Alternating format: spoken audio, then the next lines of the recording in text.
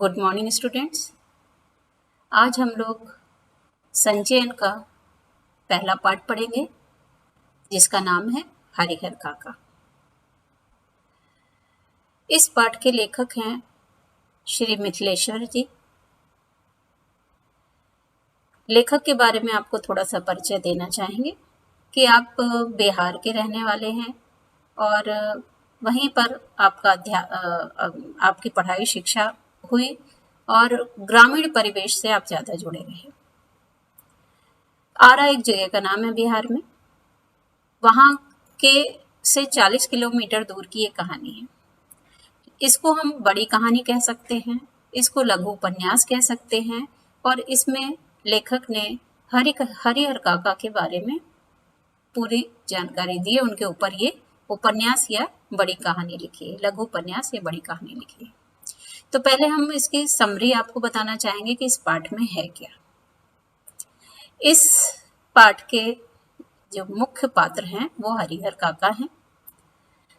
लेखक ने उनके बारे में लिखा है, लेखक ने अपना परिचय भी दिया है, किस तरह उनका हरिहर काका से उनकी घनिष्ठता हुई। दो चार जो महत्वपूर्ण बातें हैं इस चैप्टर की वो हम आपको बता रहे हैं। वहाँ पर गांव में ठाकुर बाड़ी एक स्थान है, ठाकुर जी का मंदिर है, वहाँ पर भगवान का मंदिर है। और उस मंदिर की स्थापना कैसे हुई थी कि बहुत पहले कोई संत आकर उस गांव में रुके थे और उन्होंने पूजा पाठ का कार्यक्रम शुरू किया था।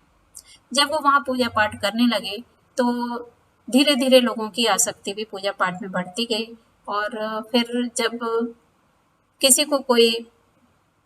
किसी के लिए कोई शुभ काम हो जाता, कोई मुकदमे में जीत जाता, किसी की लड़की का अच्छी जगह विवाह हो जाता, किसी के लड़के को नौकरी मिल जाती, तो लोग क्या करते थे कि कुछ ना कुछ वहाँ पर खुशी में कुछ ना कुछ अपने अंश वहाँ पर दान करते थे।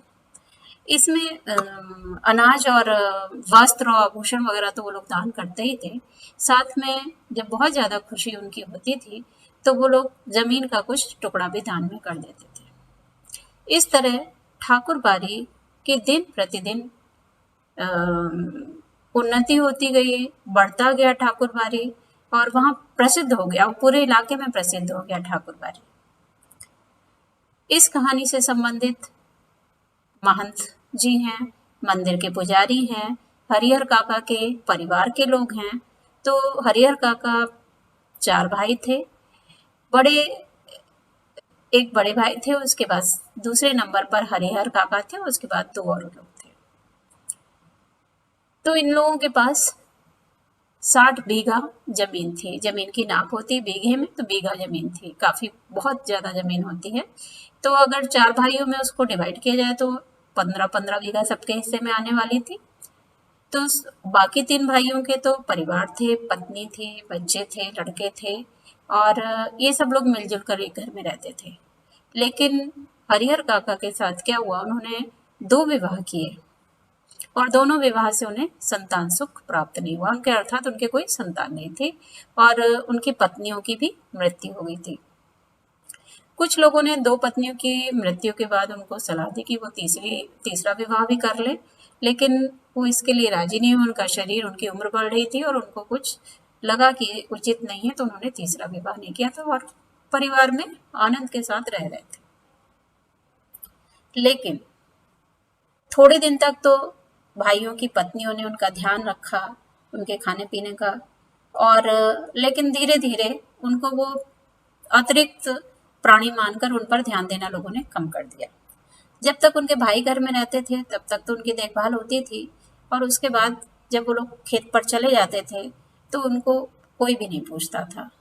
अपने पतियों को तो वो पत्नियां, उनके भाई की पत्नियां खूब अच्छा भोजन कराती थी और इनके इनके हिस्से में रूखा सूखा भोजन नहीं आता था। एक बार एक घटना घटी।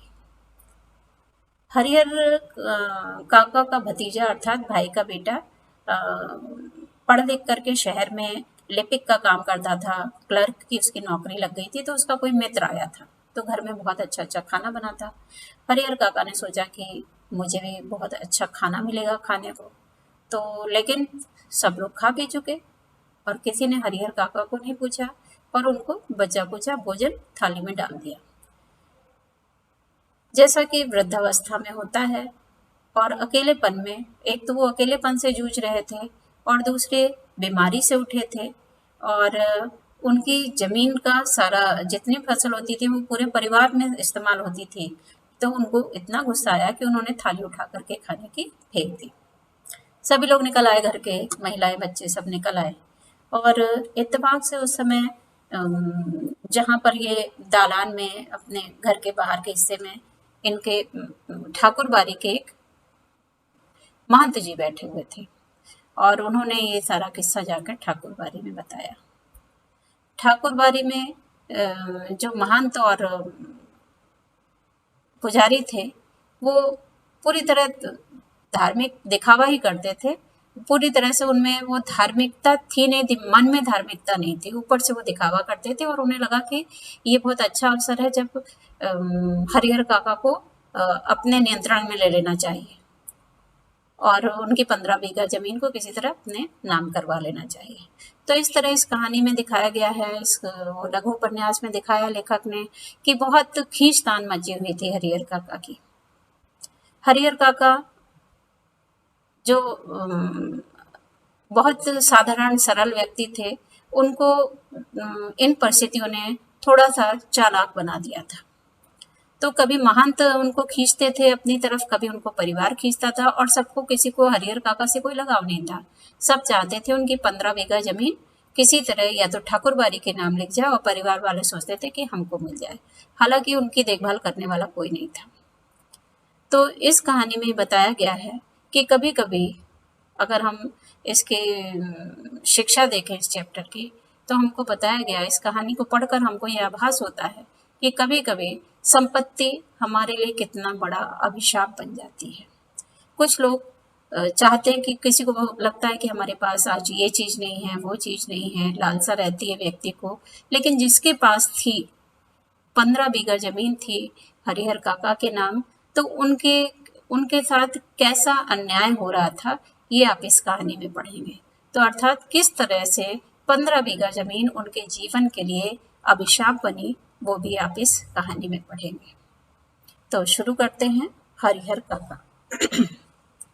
हरिहर काका के यहाँ से मैं अभी अभी लौटा हूँ। लेखक लौटे हैं हरिहर काका के यहाँ से, और वो उनके यहाँ एक दिन पहले भी गए थे, और हरिहर काका बिल्कुल मौन हो गए हैं। कुछ घटनाएं ऐसी घट गई हैं कि हरिहर काका बिल्कुल मौन हो गए हैं। लेकिन ना तो वह कल ही कुछ कह सके और ना आज ही। दोनों दिन उनके पास लेखक देर तक बैठे रहे, लेकिन उन्होंने कोई बातचीत नहीं की।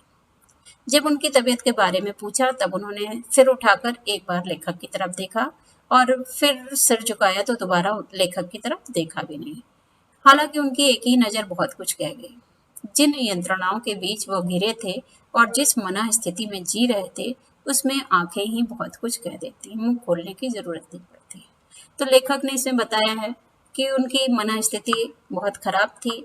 वो लोगों की खींचतान से परेशान थे। उनको कुछ समझ में नहीं आ रहा था कि क्या उनके साथ घट रहा है। जिस कष्ट से वो गुजर रहे थे उसमें उनका मन कुछ समझ नहीं पा रहा था कि हमको किसी को कुछ बोलना है या नहीं बोलना है। बिल्कुल मौन हो गए थे। तो लेखक को भी उन्होंने कोई बातचीत नहीं की। हालांकि लेखक बहुत गहरे जुड़े हुए थे हरिहर काका से। कैसे जुड़े हुए थे? हरिहर काका की जिंदगी से मैं बहुत गहरे से जुड़ा हूँ। अपने गांव में जिन चंद लोगों का मैं सम्मान करता हूँ, लेखक अपने गांव के बारे में बता रहे हैं कि जिनका वो सम्मान करते हैं, हरिहर काका उसमें से एक है। हरिहर काका के प्रति मेरी आसक्ति मीन्स उनका लगाव के अनेक व्यावहारिक और वैचारिक कारण है। क्या क्या कारण है? 2 कारण हैं। एक तो हरिहर काका उनके पड़ोस में रहते हैं, और दूसरा लेखक की माँ ने बताया था कि हरिहर काका बचपन में लेखक को बहुत प्यार करते थे और उनको पुत्रवत स्नेह देते थे। अपने कंधे पर बैठकर घुमाया करते थे। एक पिता जिस तरह जितना अपने पुत्र को प्यार करता है, हरिहर काका भी लेखक को उतना ही प्यार करते थे, और उससे भी कहीं ज्यादा प्यार करते थे। जब लेखक बड़े हो गए तब इनकी पहली दोस्ती हरिहर काका के साथ हुई। हरिहर काका ने भी जैसे मुझसे दोस्ती के लिए ही इतनी उम्र तक प्रतीक्षा की थी। हरिहर काका के बारे में भी लेखक ने बताया कि हरिहर काका भी खुलकर किसी से बात नहीं करते थे। उन्होंने भी सिर्फ किससे मित्रता की, लेखक से मित्रता की। उम्र का अंतर था लेकिन वैचारिक समानता थी और वो अपने बारे में सब कुछ शेयर करते थे लेखक से। लेकिन फिलहाल लेखक से भी उन्होंने कुछ भी कहना बंद कर दिया, जबकि वो उनसे कुछ छिपाते नहीं थे। फिर क्या हुआ, उनकी इस स्थिति को देखकर लेखक को बहुत चिंता हुई कि अरे ये तो कुछ बोलना ही इन्होंने बंद कर दिया है, जैसे कोई नाव बीच मझधार में फंसी हो और उस पर सवार लोग चिल्लाकर भी अपनी रक्षा ना कर सकते हो। लेखक ने एक उदाहरण दिया है कि कोई नाव अगर किसी नदी के बीच में फंस गई हो, समुद्र के बीच में फंस गई हो और लोग चिल्लाए भी तो भी अपनी रक्षा नहीं कर सकते, क्योंकि वो आवाज उनकी किनारे तक पहुंचेगी नहीं। तो इसका एक ही साधन है कि मौन रहोकर जल समाधि के अतिरिक्त कोई और दूसरा रास्ता ही नहीं कि मौन रहो, शांत रहो, क्योंकि अब हमारी कोई सहायता करने आ नहीं सकता, तो हमको जल समाधि ले लेनी चाहिए। लेकिन मन इसे मानने को कतई तैयार नहीं। जीने की वजह से बेचैनी और छटपटाहट बढ़ गई हो, कुछ ऐसी ही स्थिति के बीच हरिहर काका घिर गए। जीना भी चाहते थे, जीने की लालसा भी थी और कुछ ऐसी स्थिति हरिहर काका के साथ थी जिससे जो स्थितियां उनके सामने आ गई थी। हरिहर काका के बारे में जब लेखक सोचते हैं तो उन्हें लगता है कि वो ये समझ नहीं पा रहे थे कि कहें तो क्या कहें। लेखक से वो किस बात पर बात करें। अब कोई ऐसी बात नहीं जिसे कहकर वो हल्का हो सके, ऐसी कोई उक्ति नहीं जिसे कहकर वो मुक्ति पा सके। जिन परिस्थितियों में वे घिरे हुए थे उससे उनकी मुक्ति नहीं मिल पा रही थी। चाहे कुछ भी कह लेते, कुछ भी सुन लेते, उनको मुक्ति नहीं मिल पा रही थी। हरिहर काका की स्थिति में लेखक का कहना, अगर मैं भी होता तो मैं भी इस गूंगेपन का शिकार हो गया होता, अर्थात मैं भी कुछ नहीं कह पाता इन परिस्थितियों को देखते हुए। हरिहर काका इस स्थिति में कैसे आ फंसे, ये कौन सी स्थिति है, इसके लिए कौन जिम्मेदार है, ये सब बताने से पहले अपने गांव का और खासकर अपने गांव की ठाकुरबाड़ी का संक्षिप्त परिचय मैं आपको देना उचित समझता हूँ। हमने आपको ठाकुरबाड़ी के बारे में बताया, लेखक भी बताना चाहते हैं कि सबसे पहले आपको ठाकुरबाड़ी जान लेना चाहिए कि ठाकुरबाड़ी है क्या, क्योंकि उसके बिना तो ये कहानी अधूरी रह जाएगी। मेरा गांव कस्बाई शहर इलाका आरा अर्थात बिहार में है, बिहार उत्तर प्रदेश में है। 40 किलोमीटर की दूरी पर है, हसन बाजार बस स्टैंड के पास। गांव की कुल आबादी कितनी बताई है? 2,500 से 3,000। गांव में 3 प्रमुख स्थान है। ये स्मरणीय है कि गांव में 3 प्रमुख स्थान है।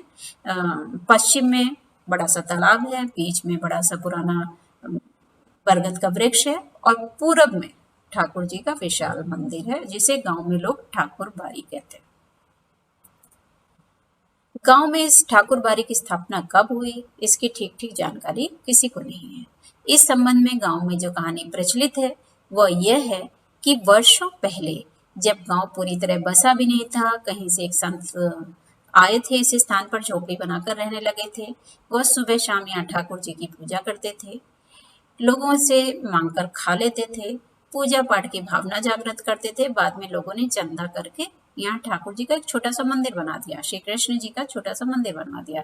फिर जैसे जैसे गांव बसता गया और आबादी बढ़ती गई, मंदिर के रूप रंग में का भी विस्तार होता गया, मंदिर का बाहरी रूप भी बढ़ता चला गया। लोग ठाकुर जी को मनौती मनाते कि पुत्र हो, मुकदमे में विजय हो, लड़की की शादी अच्छे घर में तय हो, लड़के को नौकरी मिल जाए।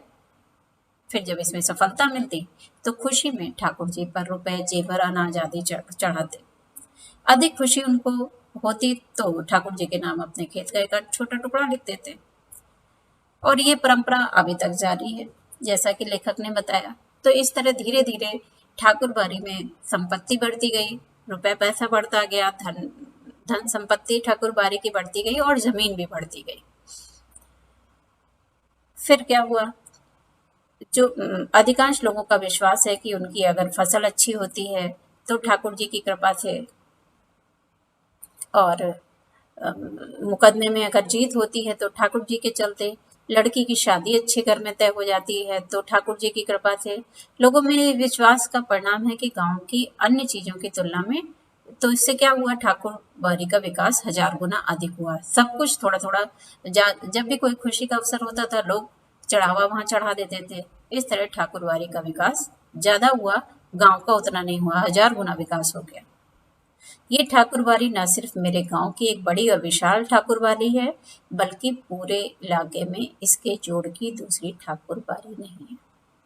तो आपको हमने ठाकुरबाड़ी के बारे में बता दिया, आपको हरिहर काका के बारे में बताया, और हरिहर काका के बारे में भी और आगे आपको बताएंगे, और आपको लेखक के बारे में बताया कि लेखक उनसे कैसे जुड़े थे। तो आज के वीडियो में बस इतना ही, फिर हम लोग नेक्स्ट वीडियो में आगे की कहानी जानेंगे।